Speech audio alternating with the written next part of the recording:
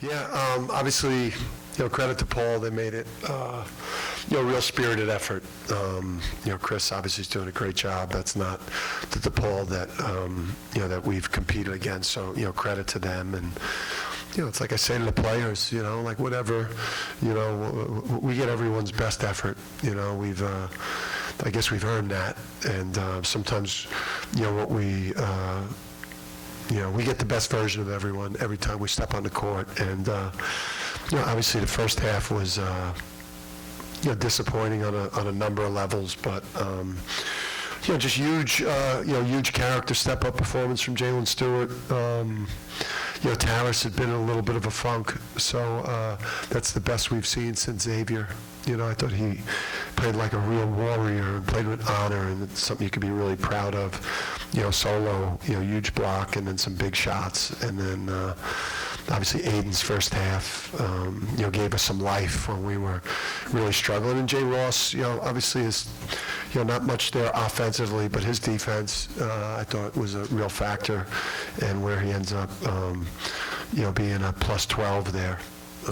In large part because he helped us shut them down in the second half, holding them at 30%. So,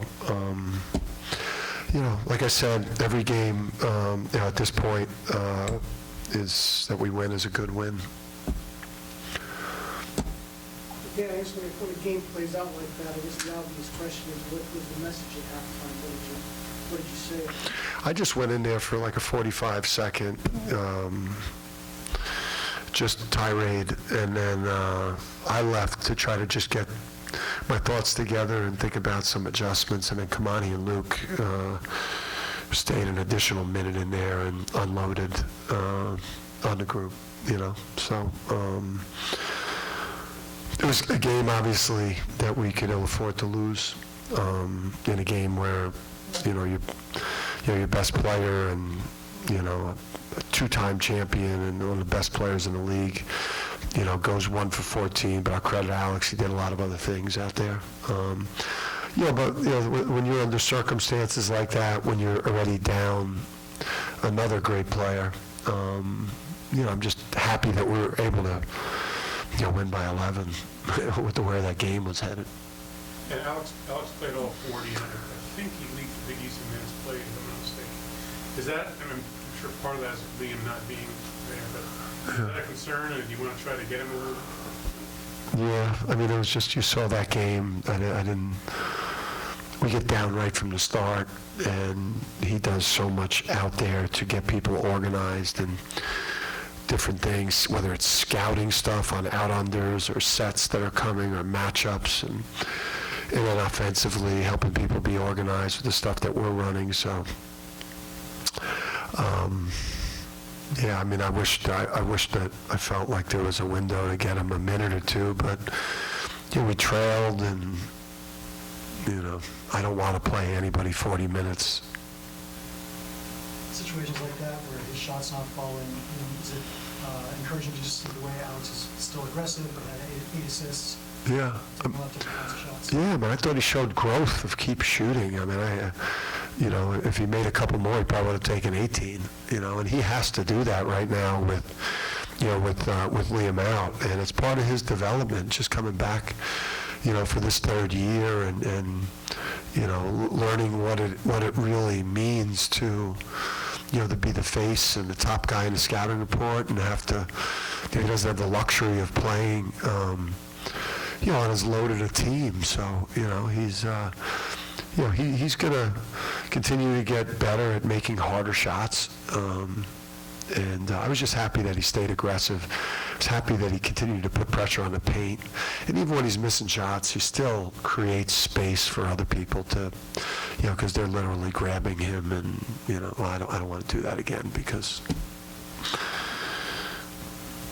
Did you ask Solo to be more aggressive in the second half? He only took 3 shots in the first half, and it was really a huge part of that run that won you the game. They guarded him well. We got some stops. He got it in transition. They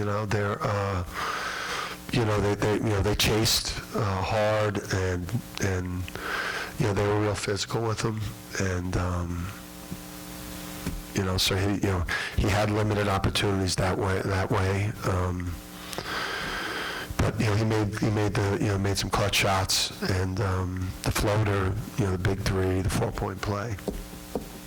Yeah, I think Nick Friday, you said that Solo is even ahead of where Hawk was at this point in his sophomore year. I wonder if you could expand on that a little bit. Shooting, like the efficiency and made. Luke had grabbed me and said, hey, as a sophomore, the Solo's actually, like from a percentage standpoint and mades, he's actually ahead of Hawk.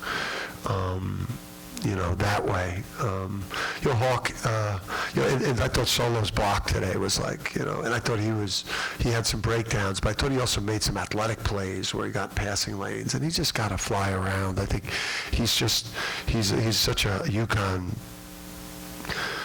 guy, and he cares so much about us and not letting us down and helping us continue to win, and he's just gotten in his own way mentally about his defense. And I think the best thing he could do is just fly around, use your athletic ability. If he makes mistakes defensively, he can make up for it because he's got vertical ability and he's got long arms and big hands. So, but he's a special guy. You could see he's a special player. He'll end his career here, with more championships and remembered as an all-time great shooter, scorer, player. Talk about the effort and energy to come out. Obviously you hear from the fans at one point. Is it good to sort of have them to keep you accountable, or was that moment just not sit right with you? Just hear boos from the crowd. They were booing the officials? It sounded like both. Yeah. Well, I don't want them booing the officials either, especially Bert and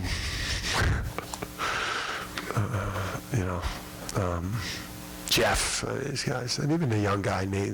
He's going to be a good official, and he is a good official. So they didn't deserve the boos. I don't know. I mean, I guess that's just for the fans to decide, whether this program and everything we've given them the last couple of years, whether, they believe that was the right thing to do. I'm not, my UConn fans, while I'm getting, crushed by all types of, people in the national media, my, UConn fans have had my back since I've been here and are undyingly loyal to me, and, and they get that same back from me.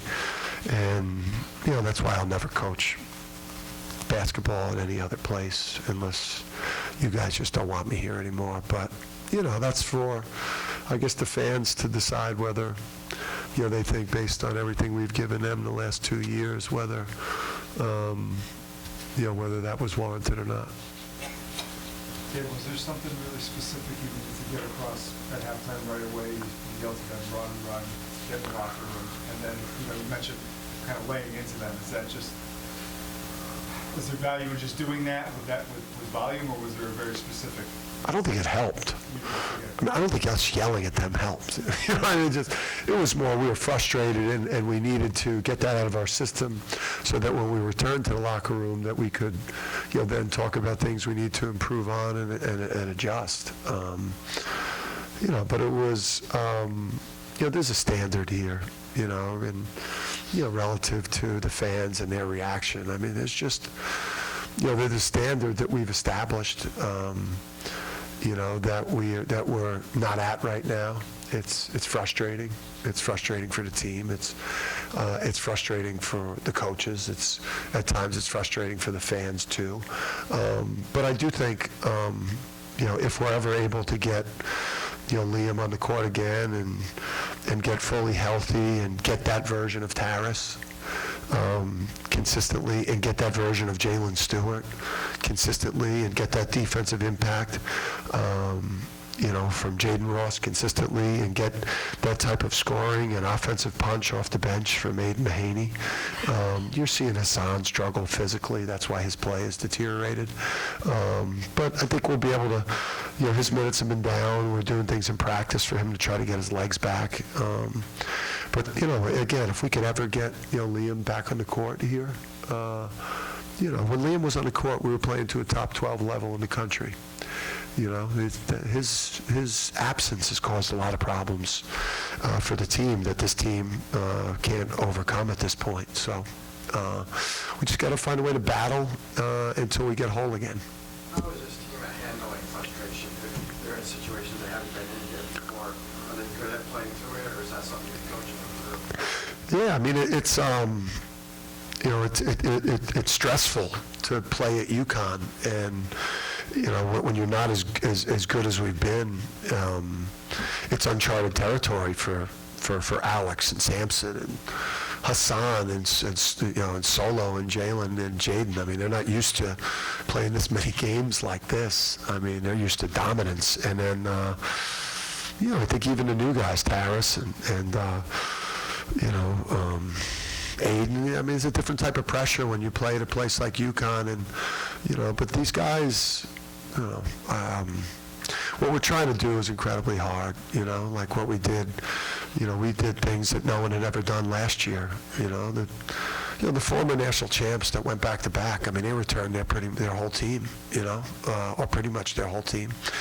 Or at least all the stars from their team, and you know, what we did last year, going back to back with, you know, pretty much only returning, I guess, 2 starters, and you know, like that was, no one had ever done that before. Now we're trying to do something that's never ever been done before. It's not going to be easy, but if we do get healthy, you know, when Liam was in there, we were playing to a top 12 level in the country and in a very good position, you know, looking like a 3 seed in the NCAA tournament. Obviously, things have gone, you know, gone the other way for us. And hopefully we get him back, and then we get these guys that have been showing, like Jay Stu, you know, 14 at Villanova, you know, great game against Creighton at home, you know, 6 for 7 today, 15 points, like look really good. If we can get consistency from that, some of these guys, and this kid returns, you know, we got a chance to get rolling again. Yeah, it seems like you've done by and large a pretty good job against kind of the number 1 or 2 guys on each team, but some of the secondary guys seem to be hurting you. Yeah. Blocker, you know, Yeah. Yeah. I mean, listen, I think part of our problem, I think, early in the year was we weren't doing that. You know, the best players were hurting us, and now we're doing a much better job of taking away the better players, and then you know, maybe it's you know. Yeah, I mean, I see what you're saying. You're like, you know, Maddox's numbers against other, you know, Big East teams are probably not nearly as good. And, you know, we've experienced some, you know, I don't know what our Ken Palm luck is. Does anybody know it? 42 points today. I don't know if it goes up or down after what. What'd you just say? I'm not sure. I'll find out. After everything that transpired out there, I don't know. To what? All right, so we hopped up for. And is Jay Stu okay? I know he seemed like a familiar issue there. I'm not going to say anything. He got hit somewhere in the pelvic area, above, you know, above. I won't go, but I don't want to do what I did with Liam, because, you know, I think I said, you know, it doesn't look like a big deal, and now, you know, we haven't seen him the rest of January, so I'm not going to, I don't really know. Could you talk a little about changing Aiden's mindset? It seems like he's like overthinking the last, just thinking about playing basketball. Yeah, I love it. I love the direction it's heading with him right now. I think, you know, if he was, you know, a little bit, maybe even like a little bit sturdier in his second half run, he probably would have been in a 20-minute range. I mean, but he's a guy that can alleviate, you know, the pressure on Hassan, and he can go and make plays. He can go and play off script, and you know, there's a lot of pressure on our half-court sets right now, and you know, people that play us twice and have long periods to prepare, it becomes a problem for us in terms of getting the same quality of shots. And you know, he's a guy that we could put in the ball screen. He could go make a play, and somebody goes under, and he can make a 3. I like where it's going with him right now. I think he's one of the guys that we all got to get behind here, all of our fans, everyone, because if we're going to become a threat in this next 10, where we play a lot of the teams ahead of us in the standings and make a run at the regular season and get rolling for the Big East tournament and have a chance at, to be in position to play in the NCAA tournament, then he's going to be having nights like he did the other night and giving us real production. Take one or two more if you have them. Have you seen consistency from Jalen in practice? I mean, it obviously isn't showing up enough in games, but in practice, is he working hard? I mean, the thing with Jalen and Jaden, and like these guys are developing. They were the two youngest players on the court probably today by, they have a very old team. These guys are very young. These guys are just young, developing players. We knew there'd be growing pains, right? Liam's absence has exacerbated the pressure on them to produce more. But Jalen Stewart has flashed his talent for us and shown what he's capable of. It's a consistency thing. It's, it's empowering him to be more assertive offensively, and he was more assertive today. And Jaden Ross, same thing. I mean, there's some things offensively that obviously are not where we want him to be, but his defensive impact out there and his length and his disruption in the second half was huge for us. Like, he's got to have a breakthrough game on offense to get the confidence going. But these guys are going to be, great players here, and just acknowledge that. College basketball's gotten really old, and these guys are really young, and they've got a chance to be playing a different level of basketball in February, March.